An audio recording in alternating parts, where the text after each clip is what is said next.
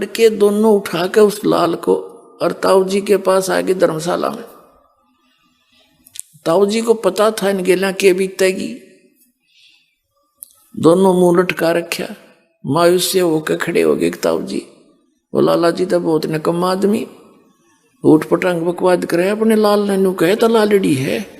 उसने बिरानी कौन बुलाया, उसने कह दिया कि यह तो लालड़ी है, लाल तो 1 लाख रुपए का होता है या 200 रुपए की भी नहीं है। तो सेठ ने ताऊ जी ने कहा कि बेटा अरे सचमुच भाई मेरा धोखा लग गया, वो पारखी था बेटा, वो जोड़ी था, उसने सच्ची बताई है या लालड़ी है ले, और ये रखी दूसरी साइड में, देखो हो यूं था बेटा लाल तय। अब उनमें दिन रात का अंतर, जा देख आया और कह के आना मेरे ताऊ जी ऐसे नहीं, उनका धोखा लग गया था।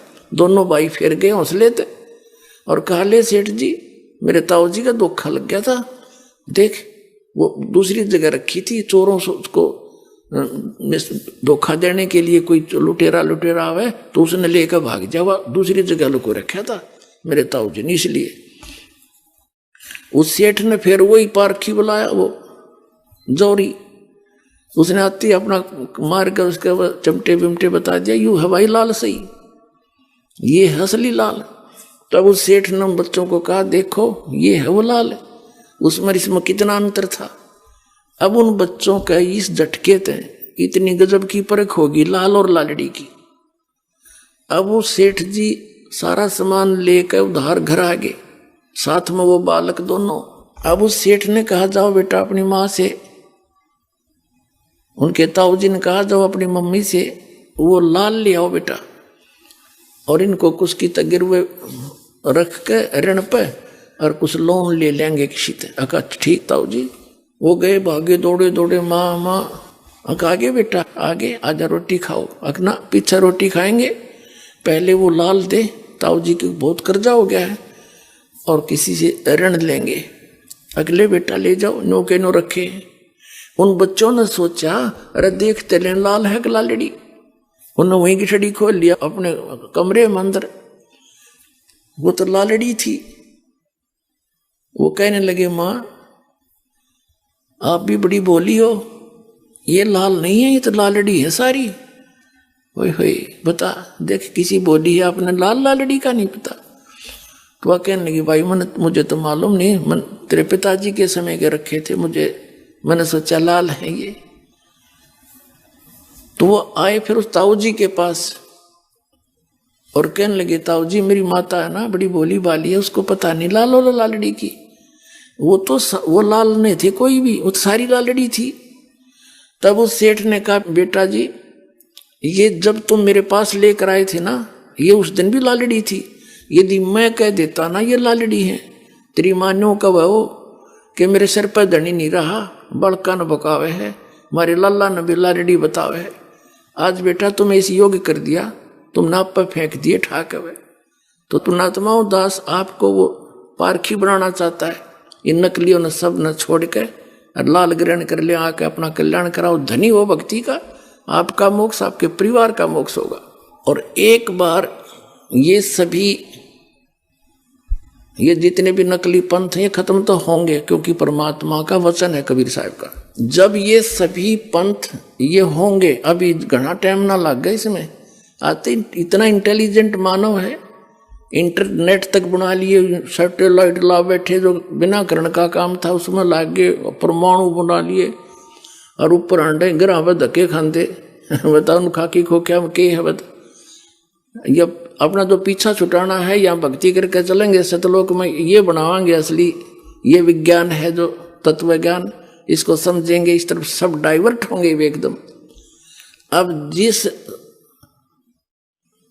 विकास को आज वर्तमान में ये देश सभी कंट्री मान रहे हैं कि जिसके पास आजकल अधिक टेक्निक है वो अवाम उड़ रहा है वो देश साइंस के अंदर। और 2 वर्ष वर्षा ना हुई ना ये सारी साइंस धरी धराई रह जाएगी, और ये इंटरनेट और ये टीवी अड़ को देखनिया नहीं पावे, जहाज खड़े खड़े जरेंगे उन एयरपोर्टों पे, कोई बैठनिया नहीं रहे, जो काम करने का था उसने भूले बैठे, ये बकवादों में लग गए। 1 मिनट में ना जाने के बिजली गिर जा, भूकंप आ जावे, अक्षेत्र का अक्षेत्र नष्ट हो जावे, फ्लड आ जावे। ऐसे लोग में हम ये बकवाद करने लगे इकट्ठी। तो अब इतना समझदार इंसान है, संकेत समझने वाले बच्चे हो गए, छोटे छोटे बच्चे, और कितना समझदारी से यहाँ आते हैं, सारी आरती तक याद कर रहे हैं छोटे छोटे बच्चे, गर्भ में उनको परमात्मा की भक्ति मिल रही है। तो ये पुण्यकर्मी प्राणी अब परमात्मा यहाँ आपके घरों में प्रकट करेगा। पहले तो दास ऐसी व्यवस्था करेगा, आपने इस माया की जरूरतें नहीं रहेगी। ऐसे ढंग से आपका सिंपल लिविंग स्टेटस बनाया जाएगा। और ये बेमतलब की परंपराएं हमने बना रखी है। एक बेटी ब्याहना मुश्किल हो जाता है एक व्यक्ति ने, अरे मायाधारी मस्करों ने इतनी ये बकवाद की परंपरा बना दी है, वो सब खत्म करी जाएंगी और केवल परमात्मा पर विश्वास किया जाएगा, बच्चों का भी और लड़की का विवाह एक बिल्कुल सिंपल वे से करेंगे। बेटी को हमने कैर बना लिया, इतना अच्छी और शरीफ होती है लड़की, और उसको हमने अपना दुश्मन बना लिया, गर्भ में मारने लगे सिर्फ इसलिए अपनी कुपरंपराओं के कारण कि दहेज देना पड़ेगा। हमने दहेज लेना नहीं देना, बिल्कुल नहीं, केवल एक कन्या देनी होगी, रोटी भी आश्रम में खुआवाएंगे उन्हें, और ले जा भाई बेटी ब्याह दी, बस अपना कमाओ और तुम्हारे घर पर खाओगी। तो 90% हमारे सिर का वजन हट जाएगा जब हम इन बकवादा न छोड़ देंगे, जिसके लिए हम दिन रात नहीं पढ़ते, वो पूरी होती नहीं, कर्म नरे बिगड़ जाए। परमात्मा साथ होगा, आपको आवश्यक वस्तु दे, ऐसे देगा आप सोच भी नहीं सकते। परमात्मा क्या नहीं कर सकता। आपको अभी तक भगवान की महिमा सुनी है, आपने बरती नहीं है। यहाँ आप उस परमात्मा के गुणों को प्रयोग करा करोगे और दांता तला उंगली दबाओगे, भगवान सचमुच आज भी ऐसा कर रहा है। क्या भगवान के गुण बदल जाते हैं? हमें उससे मिलने का जो राहत की विधि है वो नहीं प्राप्त हुई, जिस कारण से हम नास्तिक होते जा रहे हैं, साधना भी करते दुख नो का नो, फिर क्या फायदा उस भक्ति का। तो इस प्रकार जो अब दास आपको ज्ञान सुना रहा है, ये ज्ञान एक ऐसा समझ लो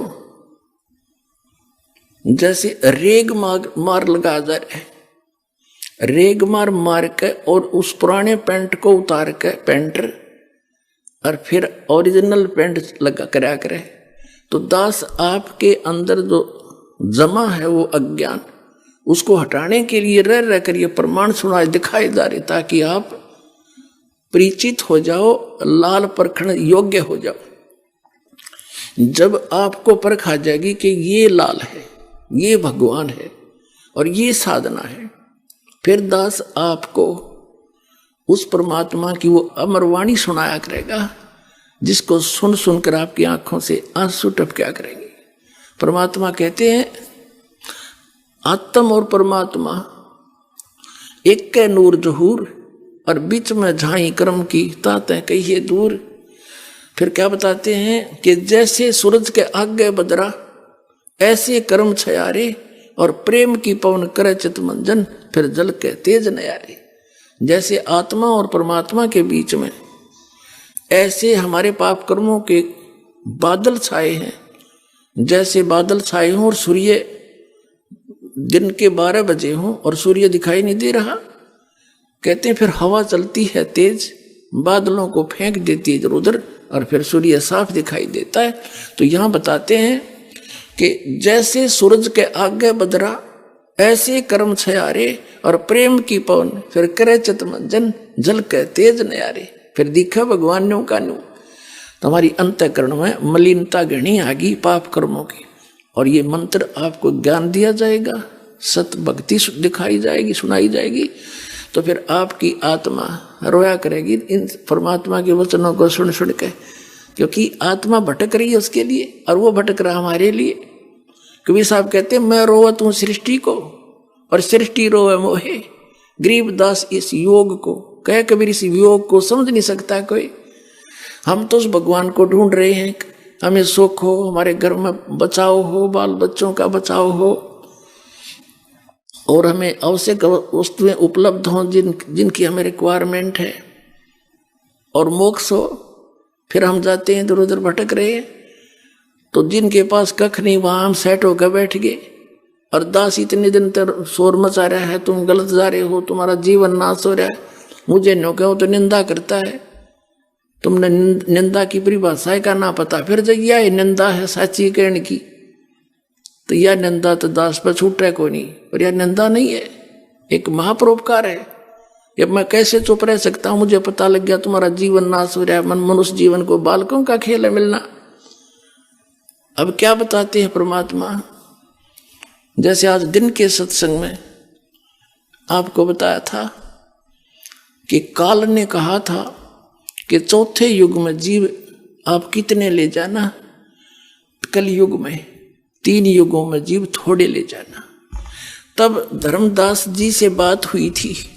धर्मदास जी ने कहा था भगवान मेरे तो काल का दूत पैदा हो गया, नारायण दास ये आपने क्लियर कर दिया, तो मेरा तो काल का वंश चल पड़ा। हे परमात्मा अब मैं तो मर गया, कति कलेजा पकड़ के बैठ जाता, क्यों वैस था, नरमात्मा का था, अब क्या होगा मेरा। तो भगवान ने कहा था कबीर जी ने, चिंता ना करे, तेरा 42 पीढ़ी तक वंश चलेगा।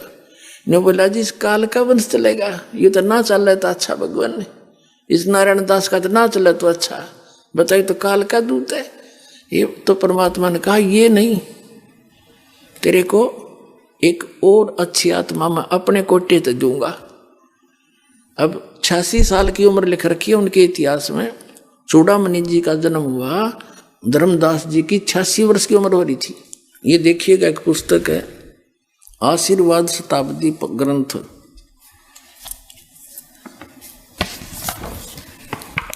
ये देखो सतनाम कितना बुढ़ा लिख रखा है, कितने अच्छे ढंग से, कख नहीं पता है सतनाम का, ये दामा खेड़ा वालों का है। ये देखिए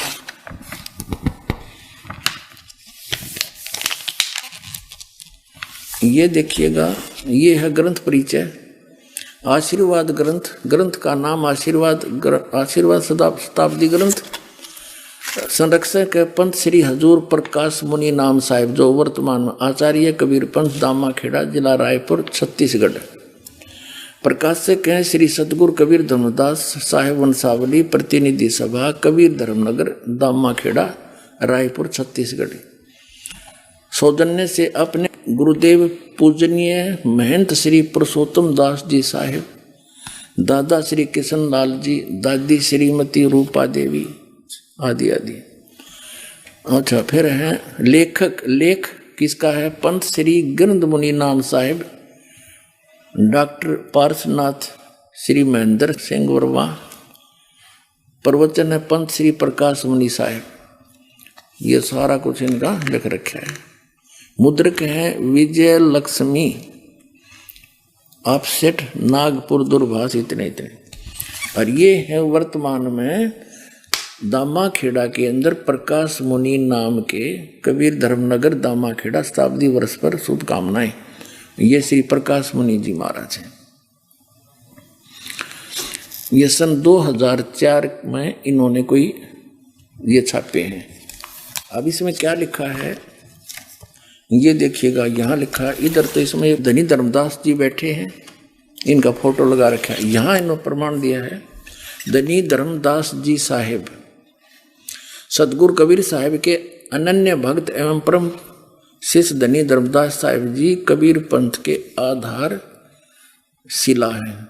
धनी धर्मदास जी साहेब के माध्यम से ही सतगुरु का अखंड ज्ञान और अथाह अनुभव सर्वसुलभ हो पाया।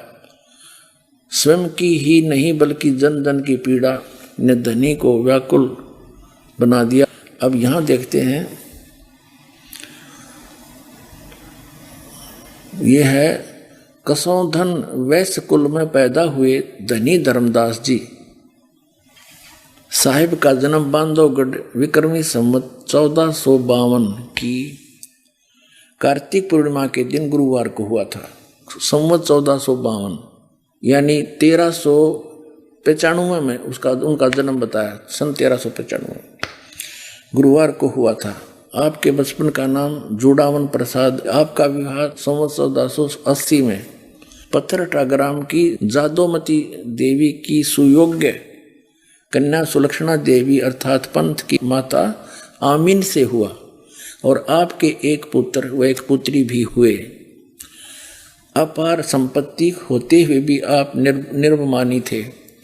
संवत 1518 में व्यापार व तीर्थ आंटन के दौरान मथुरा में सतगुरु से प्रथम भेंट ने आपको एहसास दिलाया कि आपके पास सब कुछ होते हुए भी आप नाम धन से खाली हैं। विक्रमी संवत 1520 में काशी में हुई दूसरी मुलाकात ने आपको सदा के लिए सतगुरु के अनुगामी बना दिया। यह बताते हैं इसी वर्ष आप सतगुरु को काशी से बांधवगढ़ लाए, आरती कर दीक्षा पाए 1520 में, विक्रमी संवत 1520 में, और सर्वभावेन समर्पित हो गए। सतगुरु कबीर साहब ने आपको आत्मसात किया और सतनाम धन के साथ अटल 42 वंश का आशीर्वाद दिया। इसके फलस्वरूप विक्रमी संवत 1538 में आपके घर द्वितीय पुत्र के रूप में चूड़ामणि नाम साहिब का प्राकट्य हुआ और 1540 में सतगुरु ने एकोत्री चौका का विधान रचा और आपको पंथ का आदेश दिया। सतगुरु के हर आदेश का पालन करते हुए आप विक्रमी संवत 1568 के फागुन के मास में जगन्नाथपुरी में सतगुरु के हाथों का परवाना ग्रहण करके लोक को गमन किया। अब कहने का भाव ये है, इनका जन्म हुआ विक्रमी संवत 1452 में और दूसरा पुत्र 1538 में हुआ। 1538 48 वर्ष तो वो ले लो उधर से पहले वाले और 38 ये जोड़ दो, 48 और 38 86 वर्ष हो गए। 86 वर्ष की उम्र होगी थी जब धर्मदास जी की उस समय परमात्मा ने कहा कि तू चिंता ना करे, मैंने तेरे को 42 पीढ़ी दे दी, तेरा वंश रहेगा, वंश 42 रहे, तेरा अंश रे। अब धर्मदास जी कहने लगे, हे भगवान, यूं तो काल का दूत नारायण दास और 86 साल की उम्र मेरी, अब परमात्मा क्या होगा कि तेरे एक संतान होगी मेरे आशीर्वाद।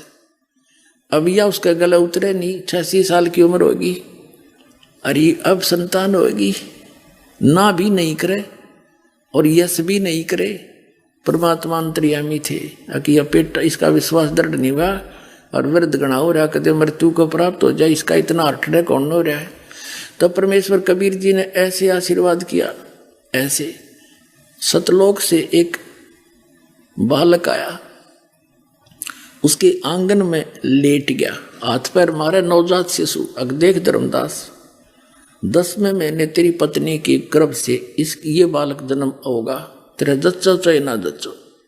ने बोला जी जच गीत है। जब इसी लीला देखी और फिर वो लड़का वापस, बच्चा वापस कर दिया, आत्मा गई। 10वें महीने आमिनी के पेट गर्भ से चूड़ामणि जी का जो है जन्म हुआ, उसको मुक्तामणि नाम साहिब भी कहने लगे। तो कबीर परमात्मा ने धर्मदास जी से कहा था कि भाई ये पहला मंत्र देना सिर्फ 5 नाम का, ये और मंत्र भी डिस्क्लोज ना करना, सतनाम ये 2 अक्षर का और सार शब्द। धर्मदास मेरी लाख दुहाई, ये सार शब्द कहीं बाहर ना जाए। सार शब्द ये बाहर जो पढ़ी या बिजली पीढ़ी हंस नहीं तरही। अब धर्मदास तो पक्के थे, जो कह दिया सतगुरु ने फाइनल है। फिर परमात्मा कबीर जी ने उनके पुत्र चूड़ामणि से, जब वो छोटी उम्र के थे, तो उस समय उनसे कहा कि उनको आदेश दिया कि ले बेटा ये 5 नाम जाप करना और आगे अपने उत्तराधिकारी को भी ये देना और उसी को यही आदेश देना, ये नाम जाप करता रहे। ठीक है। फिर कबीर परमात्मा ने कहा धर्मदास, जब तेरी 6ठी पीढ़ी आओगी ना, तब ये 5 नाम भी समाप्त हो जाएंगे, काल वहां झपट्टा देगा और मेरा वचन ना खाली जाई, ये मैं सच्ची कह रहा हूं। तो धर्मदास चिंतित हो गया कि हे परमात्मा, फिर ये मेरे बालक कैसे पार होंगे? वंश तो आपने दे दिए थे 42 पीढ़ी, तो ये बच्चे पार कैसे होंगे दाता? तो परमात्मा वो बहुत चिंतित हो गया। तो परमेश्वर ने कहा कि इस काल ने कहा था मैं 12 पंथ चलाऊंगा नकली, कबीर पंथ के, कबीर जी के नाम थे। उन 12 पंथों में से जो 12वां पंथ चलेगा गरीबदास का होगा। उस गरीबदास वाला पंथ जब चल चुका होगा, उस गरीबदास वाले पंथ से यानी गरीबदास जी से मेरी महिमा की वाणी पुनः प्रकट होगी, और उसमें गरीबदास वाले पंथ में आगे चल के मैं ही आऊंगा। जब 5500 वर्ष बीत जाएंगे न कलयुग ने, उस समय आप देखना, और सब पंथों को खत्म करूंगा, सच्चा ज्ञान बताऊंगा, और सभी पंथों को खत्म करके एक पंथ चलाऊंगा, तो सारा विश्व नाम लेगा, सारे पार करूंगा उस समय के। तो तेरे वंश भी हो जाए बेटा पार, क्यों चिंता करता है? तब धर्मदास का दिल डटया, न बोला भगवान आज तो ऐसे नेक आदमी हैं और अभी ना मान रहे आपकी बात ने। आप तो कह रहे हो कि आगे तो घोर कलयुग आएगा, तब कैसे बात बनेगी? तो परमात्मा ने कहा या चिंता छोड़ दे, ये मेरा काम है, और जो मैं आज बोल रहा हूं ना यह बात है, ये उसमें सच्ची होएगी कि पूरा संसार मेरी शरण में होगा और मेरा ही ज्ञान पूरे विश्व में रह जाएगा। सारे बच्चे मुझे पहचानेंगे और मोक्ष प्राप्त करेंगे, जो नाम ले लेंगे सतनाम। जब सच्चा होगा, जब कलयुग 5500 वर्ष बीत जाएगा, तब तक तो ये निराधार दिखाई देगा। अब आपको अब वर्तमान में कबीर पंथ का जो फैलाव है सबसे ज्यादा इन दामा खेड़ा वाले गद्दी से है। इन कहते हैं 30,000 तक मेहनत बना रखे हैं, और वो आगे नाम देते हैं, और फिर वो साल में 2-3 ये प्रोग्राम करते हैं दामा खेड़ाले।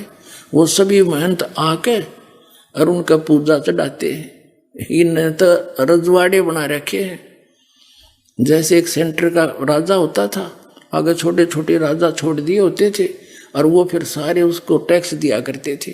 ये वो सांग जोड़े न के लेना देना किसी के मोक्ष से कख नहीं पता इन दामा खेड़ा वालों का।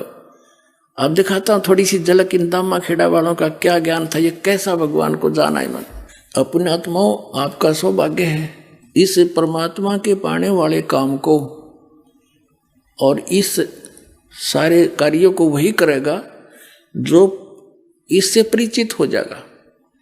जैसे हम छोटे छोटे थे, वैसे वर्तमान में भी ऐसा ही है, लेकिन पहले और ज़्यादा कठिन काम था। इस दास का जन्म किसान परिवार में हुआ, और किसान जैसे दिसंबर और जनवरी का महीना, और ये हरियाणा और पंजाब का क्षेत्र शीत लहर चले हैं, और ऊपर से छोटी मोटी बूंदों का भी जुगाड़ हो जाए कई बार। तो किसान जब गेहूं बीज देता है, रात्रि के समय नहर के पानी से उसके सिंचाई का नंबर फिक्स होता है, इतने बज के इतने मिनट पे आपको जल मिलेगा सिंचाई के लिए, और उस स्थान से आपने लेना पड़ेगा, वहाँ से काटना पड़ेगा, फिर अपने खेत में ले जाना पड़ेगा।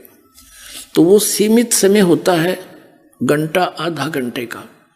अगर उस समय किसान अपने मौके पर नहीं पहुंचा तो उसका सिंचाई हो नहीं खेत में, और उसके बालक भूखे मरे, फसल हो नहीं सकती। तो वो जिस समय हम रजाइयों में बढ़कर चारों तरफ से दाब के कमरे के अंदर सो रहे होते हैं, वो किसान क्योंकि वो परिचित है, यदि आज मैंने थोड़ा सा आलस कर दिया और सिंचाई नहीं की अपनी फसल की, मेरे बालक भूखे मर जाएंगे और मैं निर्धन हो जाऊंगा।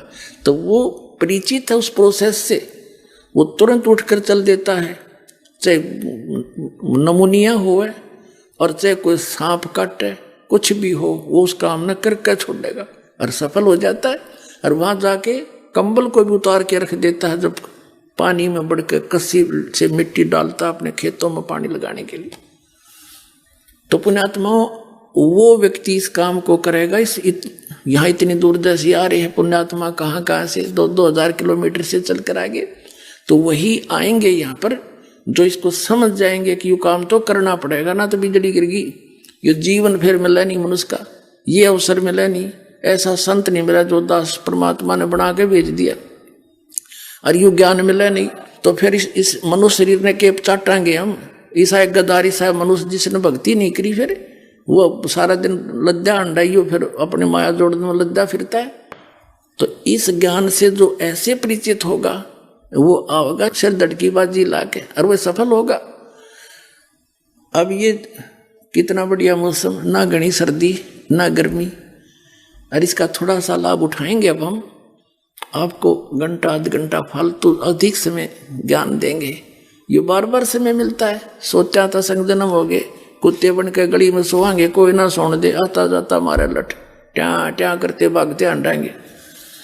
तो इस घड़ी इस ऐश्वर्य ने छोड़ के अब हमने थोड़ी मेहनत करनी पड़ेगी, और घनी भी नहीं, क्योंकि ज्ञान समझ में फिर तो भक्ति तो बहुत आसान है। चलते फिरते बस में कहीं पर भी मालिक का नाम जाप करना, नाम से मोक्ष होगा। कोई बात अठयोग करना है नहीं, इसमें अठयोग तो बकवादी लोग करते और कराते हैं, किसी संत ने नहीं किया। परमात्मा कपड़ा बुनते थे, भक्ति करके भी दिखाते थे कि ये है मार्ग भगवान के पाने का। तो अब आपको थोड़ी सी झलक दिखाते हैं, जो ये दामा खेड़ा वालों ने कितना संसार डबो रखा है, और ये दावा करते हैं कि जो धर्मदास की गद्दी पे हम, और कबीर साहब ने कहा था इससे जो नाम लेगा वो पार होंगे। नहीं, कबीर साहब जी ने ये कहा था कि छठी पीढ़ी में ये 5 नाम भी समाप्त हो जाएंगे। ये और ही एक शब्द सा सेलेक्ट कर लिया इन्होंने कबीर सागर से, अजर नाम अमर नाम पाताले सब सिंधु नाम, यही हंस का काम 5 ले हंसा उड़ जाई। ये मंत्र है कोई? ये तो एक आरती सी है। अब वो 2 अक्षर का नाम है। पहले तो ये दिखाते हैं आपको, ये दामा खेड़ा वालों के विषय में जो परमात्मा ने कहा है, ये है कबीर सागर। और यहां आपको दिखाते हैं कबीर सागर संपूर्ण 11 भाग, खेमरा श्री कृष्णदास प्रकाशन बंबई से। ये प्रथम खंड कबीरपंथी भारत पथिक स्वामी युगलानंद विहारी द्वारा परिष्कृत, मुद्रक प्रकाशक हैं खेमरा श्री कृष्णदास, अध्यक्ष श्री वेंकटेश्वर प्रेस, खेमरा श्री कृष्णदास मार्ग मुंबई से। ये इधर इनका ये सारा कुछ यहाँ लिखा हुआ है। इसमें अनुराग सागर नामक एक अध्याय है, अनुराग सागर, और इसके पृष्ठ नंबर 138 पे भविष्य कथन अलग व्यवहार है। जस कुछ आगे हुए भाई, सो चरित्र तोहे कहूँ बुझाई। कबीर साहब कह रहे हैं धर्मदास जी को कि जब लो तुम रहो तन माही, तो लो काल प्रगटे नहीं। जब तक तू रहेगा ना इसमें, तो तब तक तो काल तेरे पंथ में कोई झटका नहीं दे पाओगा। देखिए, अर्गहो किनार ध्यान बकलाए, जब तन तजो काल तब आए। छेकई तोर वंश को आई, और काल धोख सो वंश रिझाई।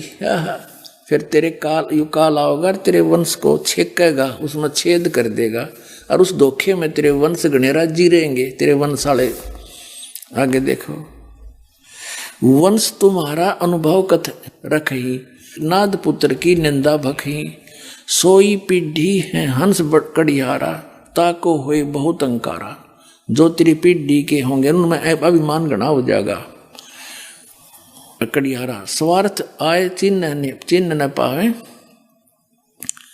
अनंत जीवन के भटकावे। और जीवों को भटकाओगे अपने स्वार्थ के कारण, सच्चाई को नहीं ग्रहण करेंगे। ताते तो हे कहूँ समझाई, अपने वंश देव चिताई। नाद पुत्र जो प्रगट हुई, ताको मिले प्रेम से सोई। कमाल पुत्र जो मृतक जिवाया, ताके घट में दूध समाया। अब कबीर साहब ने बताया है कि जैसे मैंने एक कमाल नाम के लड़के को जीवित किया था, और वो एंडी पाक गया, फिर बाद में अपने आप ला गया नारा सांग जोड़ के, तो इसी तरह तेरे वंश वाले भी अभिमानी हो जाएंगे। एक तो नाद का पुत्र होता है वचन का, एक बेंद का होता है। बेंद वाले तो ये हैं जो धर्मदास जी के वंश से चूड़ामणि, चूड़ामणि के फिर आगे बच्चे, उसके बच्चे, ये तो हैं बेंद वाले महंत परंपरा। एक वचन वाले, वचन के बच्चे वो होते हैं जो गुरु से उपदेश ले लेते हैं, जो वचन के होते हैं, कहते हैं उन तब बात बनेगी मेरी। ये तेरे गद्दी वाला अंत हमेशा बैठा बैठा है मेरे पंथ का। ये देखिएगा, अब ये 139 पृष्ठ पर देख रहे हम कि पिता जान 3 अंग की ना, और तब हम थाप तो हे कह दीना। फिर ताते धर्म मानो सिखाई, नाम थाप सौंपो भाई। नाद पुत्र कह सौंपो सोई, पंथ उजागर जासो होई। नाद पुत्र, एक तो नाद का पुत्र होता है वचन का, एक बेंद का होता है। बेंद का वो होता है जो माता पिता से वंशज होते हैं उनके बच्चे, और एक नाद कहो चाहे वचन कहो, नाद का होता वचन से। जैसे आप जी हमारे बच्चे और बच्ची हो गए, बेटा बेटी, हम इस दास के वचन के बच्चे हो और शरीर के बच्चे अलग हैं।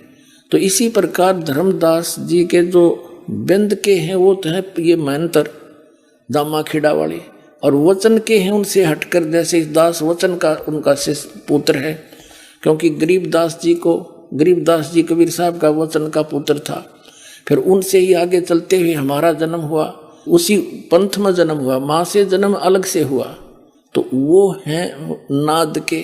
और यहाँ कबीर साहब कहते हैं इन बिंद वाला ने तो बैठाया बैठाया सदा, ये नाद वालों से मेरा पंथ उजागर होया। ये देखिएगा अनुराग सागर 139 पृष्ठ पर हम पढ़ रहे हैं कबीर सागर का। ताते धर्मनी मानो सिखाई, नाम थाप सौंपो भाई। ये नाम है नापनी। नाद पुत्र के सौंपो सोई, पंथ उजागरता से होई। और वंश कर है अहंकार बहुता, तेरे वंश वाले तो बहुत में अहंकार करेंगे। हम हैं धर्मदास कुलपुता, हम तो धर्मदास के कुलपुत्र हैं। और जहाँ हंगता हम नाही, जहाँ विमान है वह मैं नहीं। और धर्म नहीं देखो परख मन माही। जहाँ हंगता काल स्वरूपा, जहाँ विमान है वह काल है। नहीं पावे सतलोक अनूपा। धर्मदास तौतर है वंशा, यही बात को मेटो संसा। नाम भक्ति जो दृढ़ के धर ही, सुनो धर्मनी वो कैसे नीतर ही। रहनी रहे तो सभे उभारूं, और वचन गहे तो तेरे 42 तारूं। और वचन गहे सो वंश हमारा, बिना वचन नहीं उतरे पारा। चाहे तेरा बेटा हो चाहे तेरे वंश के हो, जिन्होंने हमारे सतनाम का को नहीं ग्रहण किया वो पार नहीं हो सकते। आगे देखना यहाँ क्या बताया है अनुराग सागर की 140 पृष्ठ पर। कहते हैं नाद बिंद जो पंथ चलावे, चूड़ामणि हंसन मुक्तावे। फिर क्या बताया धर्मदास तो वंश अज्ञाना, तेरा वंश अज्ञानी है, होएगा चिन्ह नहीं वो अंशदाना। जस कुछ आगे हुए है भाई, सो चरित्र में कहूँ बुझाई। कहते छठी पीढ़ी बिंद तू होई, तेरे बिंद का तेरे शरीर का जो परम तेरी पीढ़ी का जो छठी पीढ़ी आओगी, तो भूले वंश बिंदु तो सोई। और टकसारी से ले है पाना, टकसारी को ले है पाना। अस तो बिंद होए अज्ञाना, अस तेरे बिंद के तेरे ये परंपरा वाले ऐसे अज्ञानी हो जाएंगे, वो छठी पीढ़ी में ये बात बिगड़ेगी। चाल हमारा बस तुम झाड़े, टकसारी के मत सब मांडे। ये क्या बताया है कि छठी पीढ़ी में, छठी पीढ़ी बिंद तू होई, तेरा बिंद जो होगा भूले वंश और बिंदु तो सोई। टकसारी को ले है पाना, अस्तो बिंद होय अज्ञाना। वो टकसारी वाला नाम ले लेगा और ये असली नाम छोड़ देगा। अपने आत्माओं धर्मदास जी इस बात से चिंतित हो गया कि अब बात बिगड़ेगी। और दिखाता हूं आपको छठी पीढ़ी में क्या हुआ कि ये 5 नाम जो दास आपको देता है, 7 मंत्र वर्तमान में परमात्मा का आदेश है कंप्लीट कोर्स देना है। प्रथम और लास्ट का नाम नहीं था उस समय, केवल बीच के नाम थे। और ये नाम है इन कमलों से आगे हमने निकलने के और यहाँ की सुख सुविधा प्राप्त होने की। तो ये इसलिए दिए थे कि इस पिछली पीढ़ी तक ये मनुष्य जन्म प्राप्त करते आ जाएंगे इस प्रथम मंत्र तक, और फिर इन सब को पार कर दूंगा। परमात्मा ने कहा कि छठी पीढ़ी में क्या होगा, क्या हुआ, ये दास बताता है। छठी पीढ़ी का जो इनका मेहनत था उसको अन्य व्यक्तियों ने, क्योंकि लोग कुछ समझदार से हो गए, पंथ का कुछ विकास घना हो गया इनके का, आम आदमी कहने लगा तुम बातें करते हो सतलोक और सचखंड और सतपुरुष की, हर नाम देते हो इन देवताओं के पांचों, तो फिर ये क्या थारा पंथ हुआ? तो टकसारी कोई पंथ जो नकली पंथ था, कबीर पंथ, उसके कारण वो भ्रमित हो गया। छठी पीढ़ी वाला महंत, उसने वो मंत्र त्याग दिए। सचमुच ये तो ऐसा ही है, उसकी अपनी अल्प बुद्धि ने सोचा और वो हे कबीर सागर से ले लिया उसने, अमर नाम, अजर नाम, पाताल सब सिंधु नाम, यही हंस का काम। और पूरे इस कबीर पंथ में इस दामा खेड़ा से संबंधित यो है नाम देते हैं, एक पूरी आरती सी सुनाते हैं। ये खाक नाम है, ये तो उस नाम की महिमा है। उस जो नाम आपको दिया जाएगा वो अजर है, वो अमर है, और उससे ही आपका मोक्ष होगा। एक पुस्तक है इनकी जो दामा खेड़ा के द्वारा प्रकाशित है, उसका नाम है सुमरण शरण गह 42 वंश, लेखक महंत श्री हरि सिंह राठौर, पृष्ठ 52 पर लिखा है, देखिएगा। उस पुस्तक की फोटोकॉपी हमने लगा रखी है, प्रमाण है पुस्तक सुमरण शरण गह 42 वंश, लेखक महंत श्री हरि सिंह राठौर, पृष्ठ 52 की ये फोटोकॉपी है। ये आप पहले लिख रहे हैं दामा खेड़ाड़े इस सारी वाणी को, और देखिए वाणी सुन धर्मनी जो वंश नसाई, जिनकी कथा कहूँ समझाई, ये 93 नंबर तो 2 है। काल चपेटा देवे आई, मम सिर नहीं दोष कुछ बाई, ये 94 नंबर साखी है। और शपथ यानी 7वां और 11वां और 13 यानी 13वां अंसा, शपथ 11 13 अंसा और 17 ये चारों वंशा, इनको काल छलेगा भाई, मिथ्या वचन ना हमरा जाई। कबीर साहब कह रहे हैं जब जब वंश हानि हो जाई, शाखा वंश करे गुरुआई, 10,000 शाखा हुई पुरुष अंश वो ही कहलाई। वंश भेद यही है सारा, मूड जीव पावा नहीं पारा, और भटकत फिरे हैं दौरे ही दौरा, वंश 42 गए के ही ठोरा। अब सब अपनी बुद्धि के भाई, और अंश वंश सब तेरे जावन साई। इन्हें आप पे लिख रखा है, अपनी एक पुस्तक बना रखी है इन्होंने जो दामा खेड़ा से मिलती है, उसके इस पृष्ठ पे ऐसा लिखा है। अच्छा आगे फिर क्या बताया है ना, एक पुस्तक है, पुस्तक धनी धर्मदास जीवन दर्शन, देखिए इस पुस्तक की फोटोकॉपी है ये। 14वीं महंत गद्दी का परिचय, पुस्तक धनी धर्मदास जीवन दर्शन एवं वंश परिचय, पृष्ठ 49 पर लिखा है कि 13वें महंत दया नाम के बाद कबीर पंथ में उथल पुथल मची, काल का चक्कर चलने लगा, क्योंकि इस परंपरा में कोई पुत्र नहीं था। तब तक व्यवस्था बनाए रखने के लिए महंत काशीदास जी को चादर दिया गया। कुछ समय पश्चात काशीदास ने स्वयं को कबीर पंथ का आचार्य घोषित कर दिया तथा खरसिया में अलग गद्दी की स्थापना कर दी। यह देख तीनों माताएं रोने लगी कि काल का चक्कर चलने लगा। बाद में कबीर पंथ के हित में 2.5 वर्ष के बालक चतुर्बुद्ध साहिब को बड़ी माता साहिब ने गद्दी सौंप दी, जो गर्दमनी नाम साहिब के नाम से प्रसिद्ध हुए। अब सुन लेना, इनके सारे इतिहास दिखा दूंगा आपके सामने के सांग था यो। अब क्या हुआ, 13वीं पीढ़ी जब आगी, इनका कोई बालक नहीं था, तो फिर क्या हुआ, एक काशीदास नाम के महंत को, भगत को चादर दे दी कि तू इस दामा खेड़ा की गद्दी ने संभाल ले। उनके फिर बाद में हो गया एक बालक। जब वो लड़का 2.5 साल का हो गया और काशीदास ने पता लग गया तेरी गद्दी खिसकेगी, ये बालक हो गया 10 वर्ष के बाद इसने बैठा देंगे 10-15 साल में, वो वहां से आप भाग गया और उसने खरसिया नामक शहर में जाकर अपने आप को आचार्य घोषित कर दिया कबीर पंथ का कि मैं उस गद्दी ने यहां ठा लिया। उधर से उनने क्या सोचा, 2.5 साल के बालक को और गद्दी पे बैठा दिया। माता ने बेटा बैठा दिया मेहनत गद्दी पे और वो बन गया संत। उनका का बेरा नहीं, इन्हों बैठा बैठा रखा है। और वो कौन बना? वो गर्द मुनि नाम साहेब, जो श्री प्रकाश मुनि साहेब के जो वर्तमान में गद्दी पे बैठा दामाखेड़ा, उसका पूज्य पिताजी। अब उधर खरसिया का थोड़ा इतिहास सुना दूं।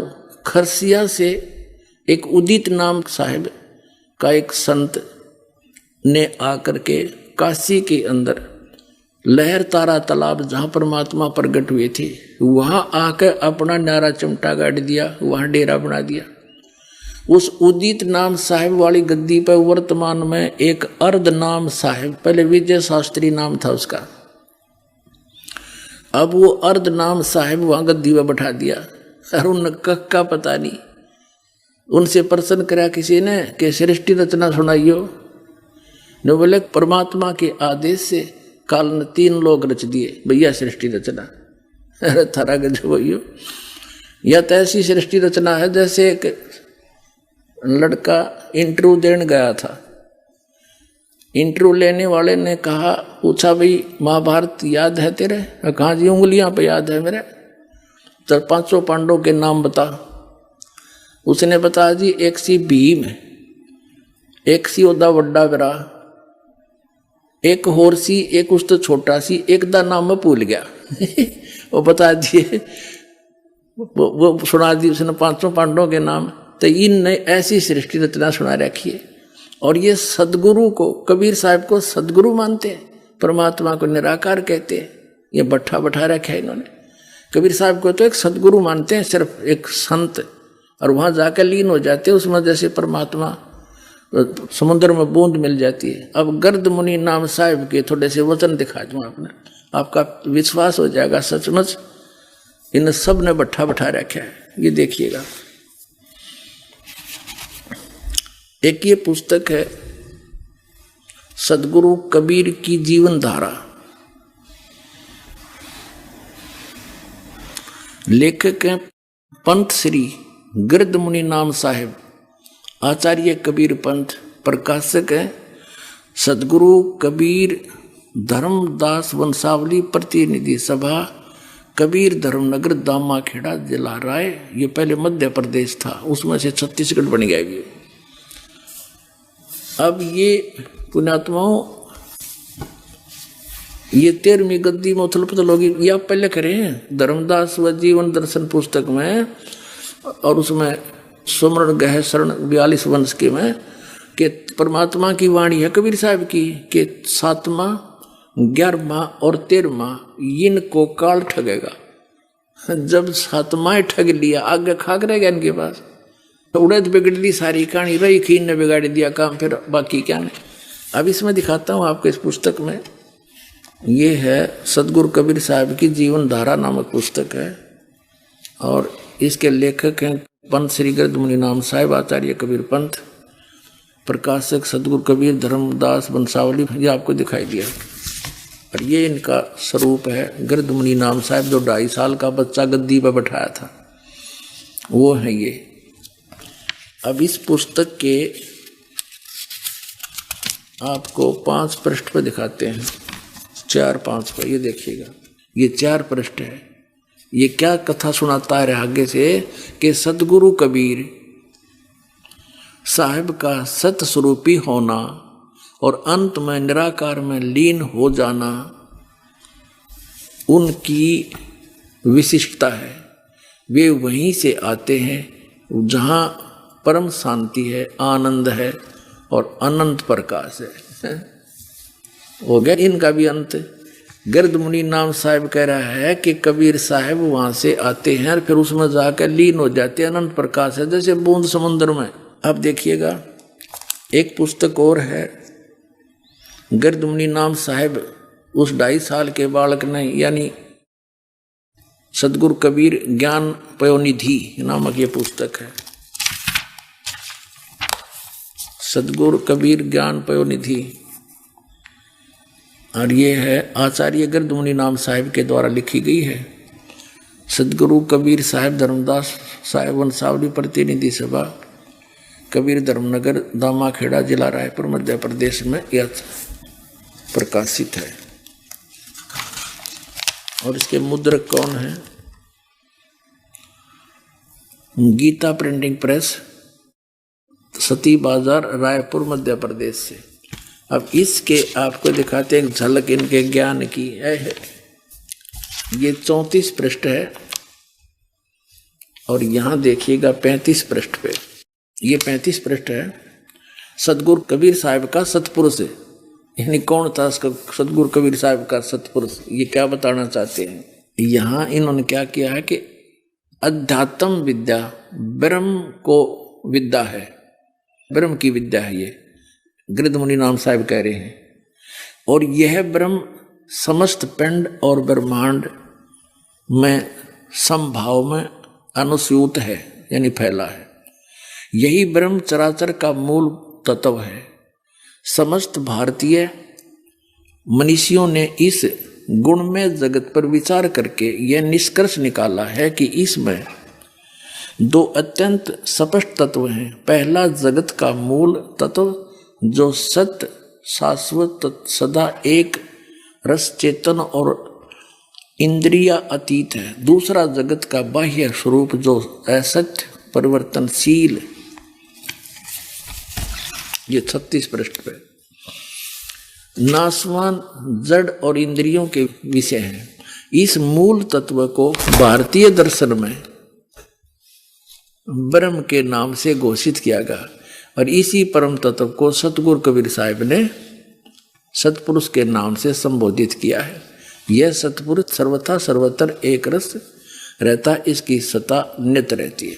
अब आगे इसके ज्ञान का अंत है। ब्रह्म को कबीर साहब ने सतपुरुष बताया है। देखिए डबो रखा देश का देश इन्होंने। ब्रह्म क्या है? ब्रह्म तो युग काल है, ज्योत स्वरूपी निरंजन है।